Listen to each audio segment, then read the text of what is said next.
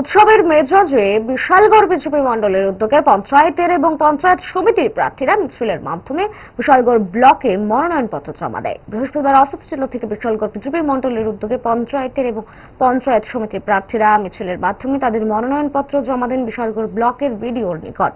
মিছিলে উপস্থিত ছিলেন বিশালগড় বিধানসভা কেন্দ্রের বিধায়ক সুশান্ত দেব, প্রদেশ বিজেপির রাজ্য সভাপতি রাজীব ভট্টাচার্য সহ বিজেপির কর্মী সমর্থকরা। এই দিন বিজেপির কর্মী সমর্থকদের দেখে বিরোধীদের মাথায় আকাশ ভেঙে পড়েছে।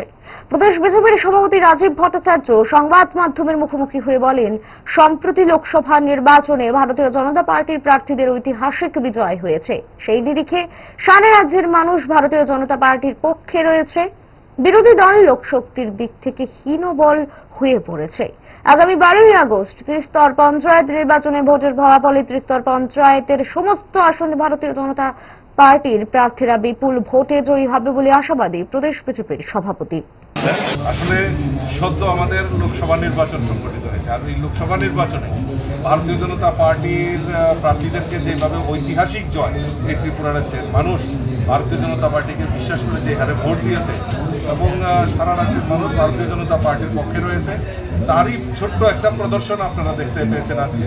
কিন্তু তার ফলাফল আগামী 12ই আগস্ট যখন ফলাফল ঘোষণা হবে, আমরা দৃঢ় বিশ্বাস যে সমস্ত পঞ্চায়েতে এবং জেলা পরিষদ এবং পঞ্চায়েত সমিতিতে ভারতীয় জনতা পার্টির জয় অবশ্যম্ভাবী হবে।